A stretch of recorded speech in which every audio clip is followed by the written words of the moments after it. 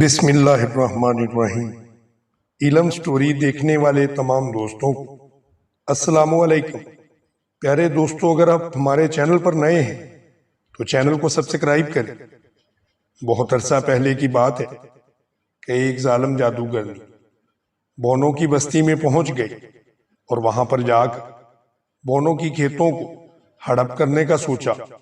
وہ بہت بھوکی تھی، وہ ہر چیز ہڑپ کر جاتی تھی، کوئی چیز اس کی نظر سے بچ نہیں پاتی تھی، یہاں تک کہ جب وہ بونوں کی بستی کے اندر گئی تو اس نے وہاں پر جا کر ان کے کھیت اور فصلوں کو لہلہاتے ہوئے دیکھا۔ فصلیں پک چکی تھیں، بس اب کٹائی کی دیر تھی۔ بونوں کو یہ سمجھنے میں ذرا بھی دیر نہ لگی کہ یہ ظالم جادوگرنی ان کی فصلوں کو ہڑپ کرنا چاہتی ہے اور انہیں بھوکے مارنا چاہتی ہے۔ وہ بیچارے تو پہلے ہی بڑی مشکل سے انسانی آبادیوں سے نکل کر اس گمنام جزیرے پر آ بسے تھے۔ یہ جزیرہ بالکل ویران تھا۔ یہاں انہوں نے آنے کے بعد خوب محنت کی اور طرح طرح کے پھول پھل لگائے، اور یہ اسی کا ثمر تھا کہ ان کے پھل پک کر تیار ہو چکے تھے، ان کی فصلیں پک چکی تھیں۔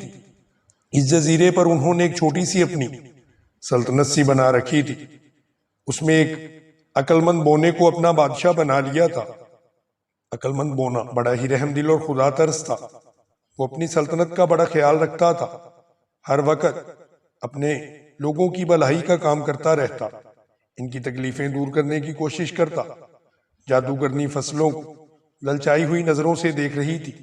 ہری بھری اور لہلہاتی فصلیں دیکھ کر اس کے منہ میں پانی بھر آیا تھا۔ تمہاری فصلیں بڑی زبردست ہیں، انہیں دیکھ کر تو مجھے اور بھی بھوک لگ جائے گی۔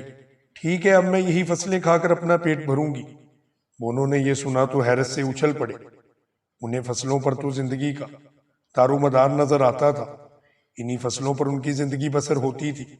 اگر جادوگرنی یہ ساری فصلیں کھا جاتی تو وہ بھلا کیا کریں گے، اور پورا سال وہ کیا کھائیں گے؟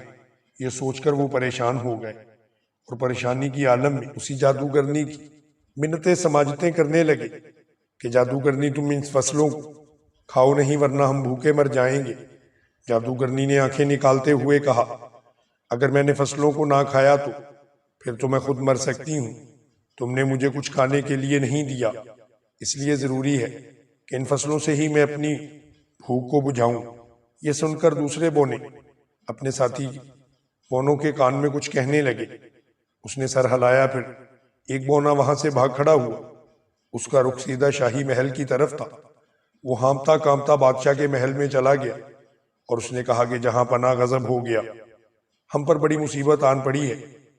بادشاہ نے جب یہ سنا تو وہ بولا کہ کیا ہوا، تم اتنے گھبرائے ہوئے کیوں نظر آ رہے ہو اور اس طرح سے کیوں کانپ رہے ہو؟ بونے نے بتایا کہ ہمارے جزیرے میں ایک خطرناک قسم کی جادوگرنی آ چکی ہے، وہ ہماری ساری فصلوں کو ہڑپ کرنا چاہتی ہے۔ ہم نے سوچا ہے کہ اگر ساری فصلیں وہ کھا گئی تو پھر پورا سال ہم کس طرح سے اپنا گزارا کریں گے؟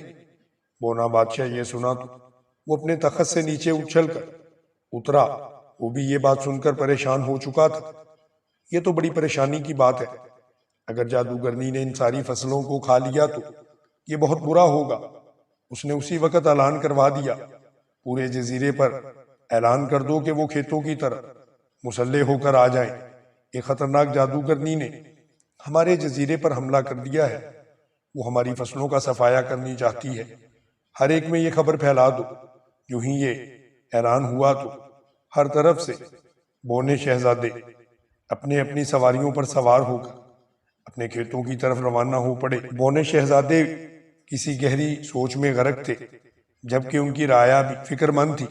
ان کی سمجھ میں نہیں آ رہا تھا کہ اس جادوگرنی سے کس طرح سے نپٹا جائے۔ یہی سوچتے ہوئے ان کی نظر شہزادوں پر پڑی تو وہ دونوں بھی کچھ سوچ رہے تھے۔ بادشاہ بونے نے شہزادوں کو دیکھتے ہوئے کہا، تم دونوں کس سوچ میں ہو؟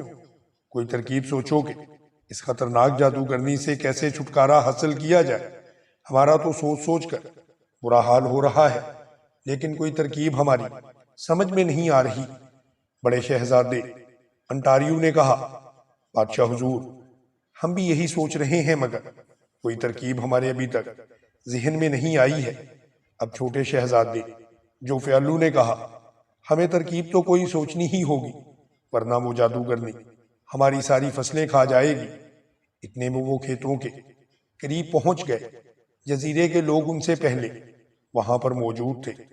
ان کے ہاتھوں میں چھوٹے چھوٹے نیزے اور بھالے تھے۔ وہ سب اپنے بادشاہ کا انتظار کر رہے تھے۔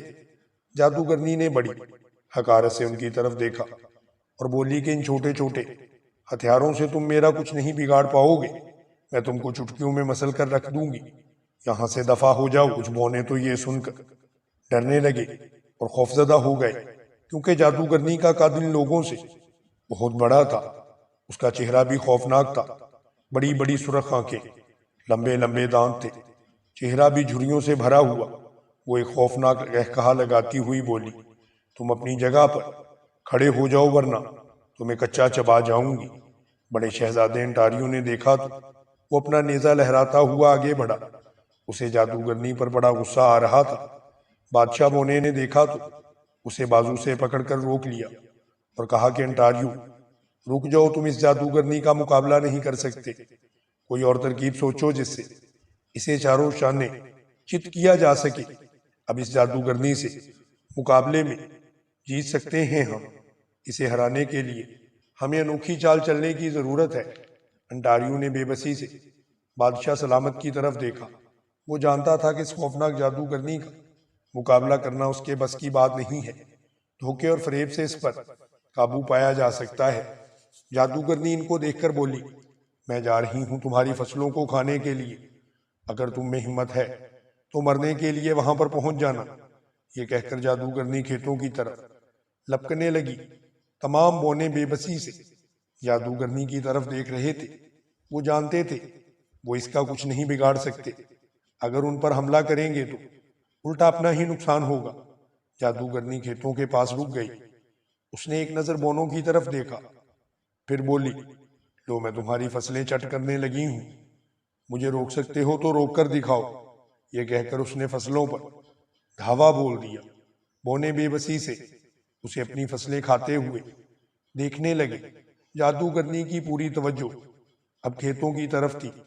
اتنے میں انٹاریو نے بادشاہ سے خاموشی میں سرگوشی کی، جہاں پناہ میں نے اور جوز فیالو نے اپنے اپنے تیر زہر میں بجھا رکھے ہیں، ہم بے خبری میں اپنے تیر جادوگرنی کے جسم میں چبھو دیتے ہیں۔ جادوگرنی بے ہوش ہو کر گر پڑے گی تو ہم اسے باندھ کر اپنا قیدی بنا لیں گے۔ بونا بادشاہ یہ سن کر خوشی سے اچھل پڑا۔ اس نے دونوں شہزادوں کو جادوگرنی پر حملہ کرنے کی اجازت دے دی۔ اجازت پاتے ہی دونوں بونے محتاط انداز میں آگے بڑھنے لگے۔ جادوگرنی تو فصلیں کھانے میں مصروف تھی۔ اس کے وہم و گمان میں بھی نہیں تھا کہ اس کے خلاف ایسی چال چلی جا سکتی ہے۔ بونا بادشاہ دم سادے دونوں شہزادوں کی طرف دیکھ رہا تھا۔ تمام بونے حیران تھے کہ آخر یہ کیا ہو رہا ہے۔ شہزادے اس جادوگرنی پر بھلا کیسے قابو پائیں گے؟ انہوں نے بادشاہ کی طرف دیکھا۔ اس کے چہرے پر اطمینان ہی اطمینان تھا۔ اپنے بادشاہ کو یوں پرسکون دیکھ کر ان کو حیرت ہو رہی تھی۔ وہ بھی دم سادے کھڑے یہ تماشا دیکھ رہے تھے اور سوچ رہے تھے کہ اب کیا ہوگا۔ دونوں بونے شہزادے جادوگرنی کے قریب پہنچ چکے تھے۔ پھر انہوں نے بجلی کی سی تیزی سے جادوگرنی کے پاؤں پر اپنے تیروں سے حملہ کر دیا۔ چبھن کا احساس ہوتے ہی جادوگرنی نے پلٹ کر دیکھا۔ اتنے میں بونے شہزادے بھاگ کر اپنی جگہ سے پیچھے ہٹ چکے تھے۔ جادوگرنی نے خونخوار نظروں سے ان کی طرف دیکھا۔ اس کی آنکھوں سے شعلے برس رہے تھے۔ دونوں شہزادے آہستہ آہستہ اپنی جگہ سے پیچھے ہٹنے لگے۔ وہ تو اپنا کام کر چکے تھے۔ کچھ ہی دیر میں جادوگرنی نے بے ہوش ہو کر نیچے گر جانا تھا۔ وہ دونوں جادوگرنی کے بے ہوش ہو کر نیچے گرنے کا انتظار کرنے لگے، اور پھر ایسا ہی ہوا کہ تمام بونے حیرت کے مارے اچھل پڑے۔ انہیں تو اپنی آنکھوں پر یقین ہی نہ آ رہا تھا۔ جادوگرنی نیچے گری اور بے ہوش ہو گئی۔ جادوگرنی کے گرتے ہی تمام بونوں نے خوشی کا نعرہ لگایا اور وہ اچھلنے کودنے لگے۔ یہ دیکھ کر بونے بادشاہ نے کہا، یہ اچھلنے کا وقت نہیں ہے، پہلے اس جادوگرنی کو باندھنے کا انتظام کیا جائے۔ اس کو باندھنے کے بعد پھر ہی ہم جشن کا کوئی نہ کوئی انتظام کریں گے۔ جشن منانے سے پہلے اسے ٹھکانے لگانا ہے۔ بونے بادشاہ کی بات سن کر بونے وہاں سے پلٹے اور بھاگتے ہوئے نظروں سے اوجھل ہو گئے۔ کچھ دیر بعد ان کی واپسی ہوئی۔ ان لوگوں کے ہاتھوں میں رسیاں تھیں۔ وہ بھاگتے ہوئے بے ہوش جادوگرنی کے پاس پہنچے اور اسے ان رسیوں سے باندھنے لگے۔ تھوڑی دیر میں انہوں نے بے ہوش جادوگرنی کو مضبوط رسیوں سے باندھ دیا۔ رسیاں زیادہ موٹی نہیں تھیں۔ وہ رسیاں جادوگرنی کا کیا بگاڑ سکتی تھیں؟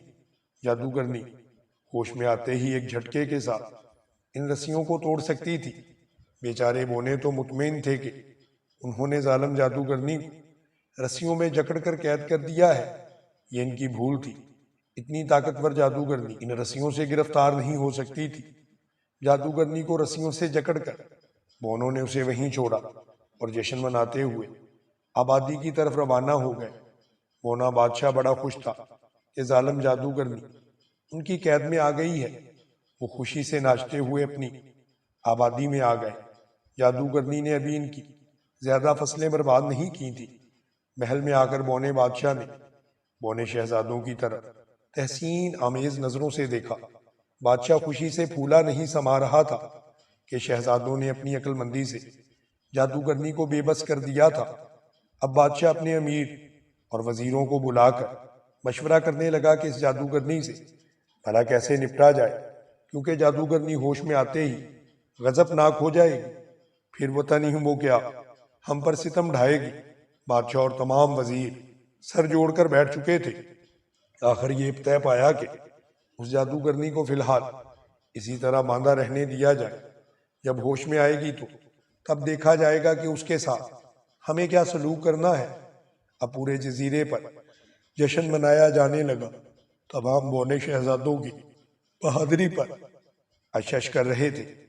رات کو پورے جزیرے پر چراغاں کیا گیا اور ڈھول تاشے بجنے لگے۔ لوگ جمع ہو کر خوشی کا اظہار کرنے لگے۔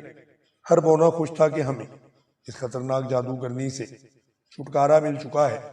جادوگرنی کے پاس کچھ بونوں کو پہرے کے طور پر چھوڑ دیا گیا تھا اور ان کو تاکید کی گئی تھی کہ جو ہی جادوگرنی ہوش میں آئے بادشاہ کو اطلاع کی جائے۔ پورے جزیرے میں آدھی رات تک جشن منایا جاتا رہا۔ پھر سب بونے خوب تھک گئے۔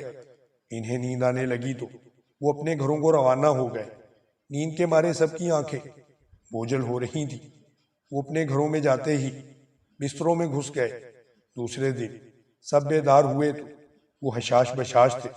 ناشتہ کرنے کے بعد اپنے اپنے کاموں میں لگ گئے۔ دوسری طرف محل کی زندگی بھی اود آئی تھی۔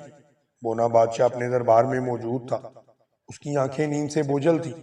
وہ پریشانی کے عالم میں رات بھر نہ سو سکا تھا۔ وہ جانتا تھا کہ انہوں نے عارضی طور پر جادوگرنی سے چھٹکارا حاصل کر تو لیا ہے، وہ بڑی خطرناک جادوگرنی ہے۔ جب وہ ہوش میں آئے گی وہ پھر بفر اٹھے گی اور خود کو آزاد کرنے کے لیے ہر حربہ استعمال کرے گی۔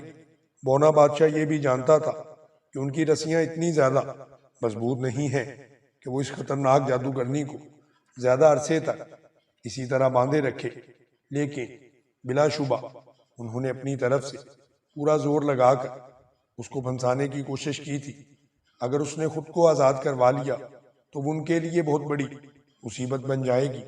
یہی بات بادشاہ کو پریشان کیے ہوئے تھی۔ جادوگرنی آزاد ہوتے ہی غضب ناک ہو جائے گی۔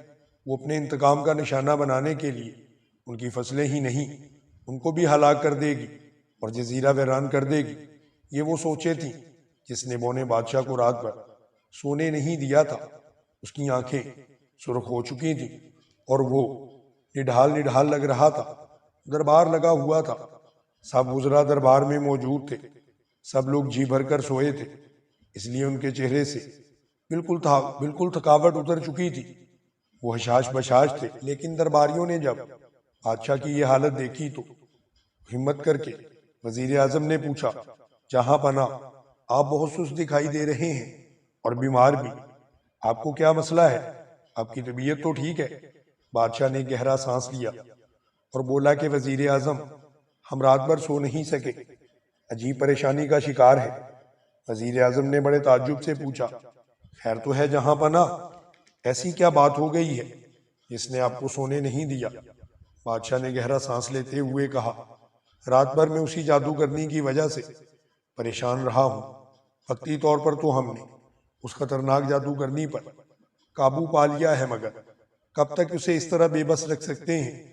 یوں ہی اسے ہوش آئے گا، پھر وہ ہمارے لیے مصیبت بن سکتی ہے۔ وزیر اعظم نے یہ سن کر کہا کہ آپ خواہ پریشان ہو رہے ہیں، جادوگرنی ہماری قید میں ہے، ہم نے ان کو مضبوط رسیوں کی مدد سے باندھ رکھا ہے، وہ خود کو ان رسیوں سے چھڑا نہیں سکتی۔ بادشاہ نے مسکرا کر کہا، یہ ہماری بھول ہے، وہ رسیاں جادوگرنی کے لیے ہو سکتا ہے کہ دھاگے ثابت ہوں، اور وہ ہوش میں آتے ہی گرفت سے آزاد ہو جائے۔ ابھی یہ باتیں ہی ہو رہی تھی کہ ایک بونا دربار میں داخل ہوا، جس کے چہرے پر ہوائیاں اڑ رہی تھیں۔ اس کا سینہ لوہار کی دھونکنی کی طرح پھولا ہوا تھا۔ بادشاہ کو دیکھا تو بادشاہ بھی پریشان ہو گیا۔ بونا وہاں پر گرا، وہ بے ہوش ہو چکا تھا۔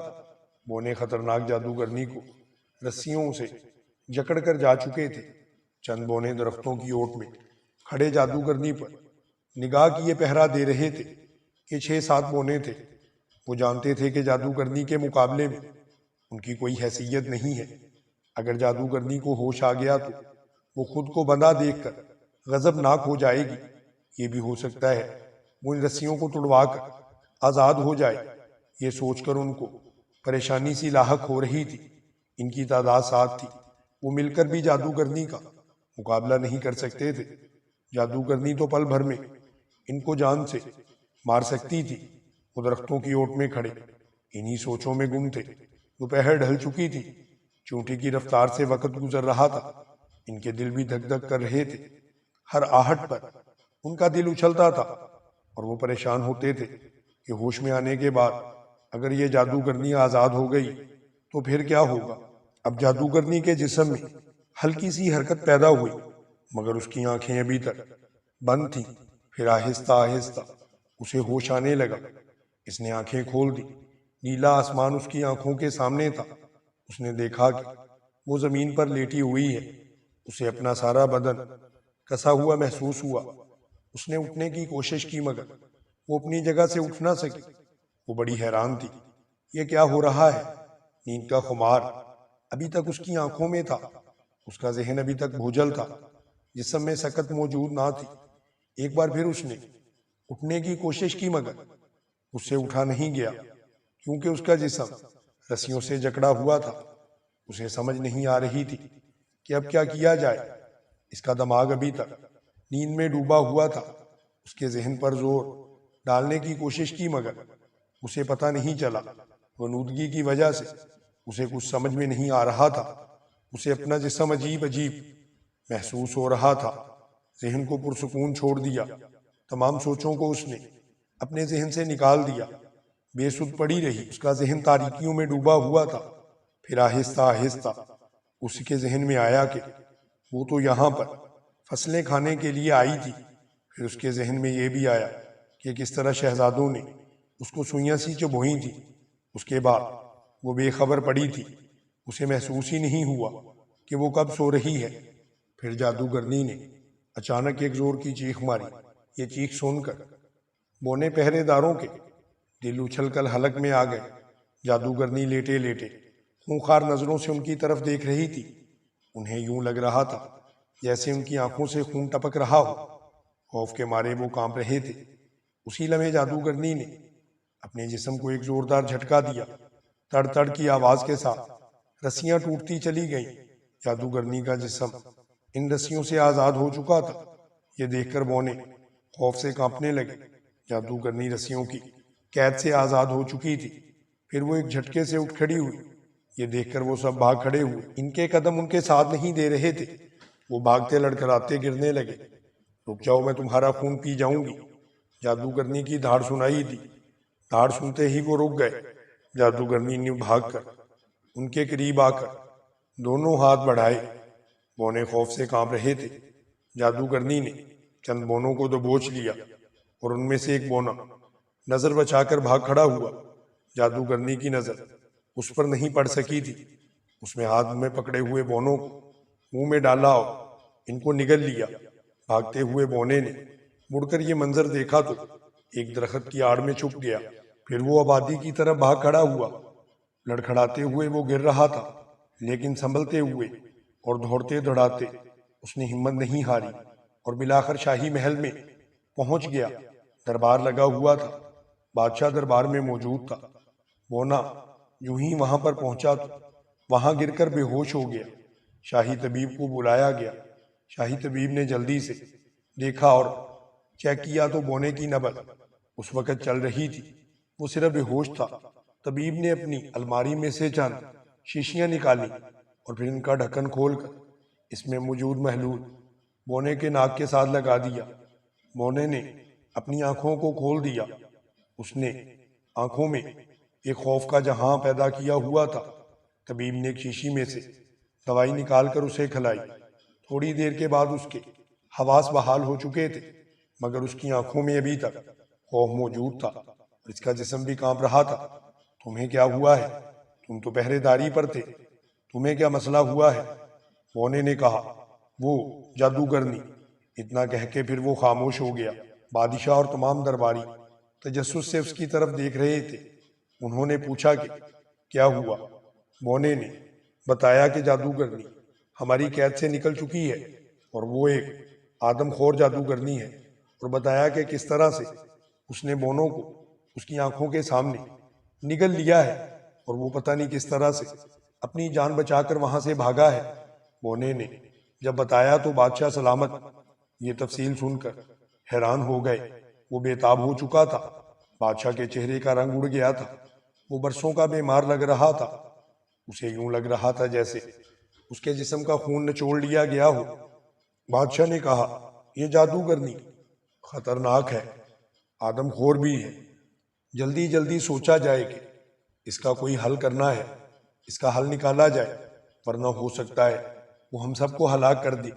شہزادے جوز فیالو نے کہا، شہزادہ معظم، جلدی سے اس معاملے کا کوئی حل نکالیں، ہم اپنے والد کو پریشان حالت میں نہیں دیکھ سکتے، ہم جلد ہی اس کا حل نکال لیں گے۔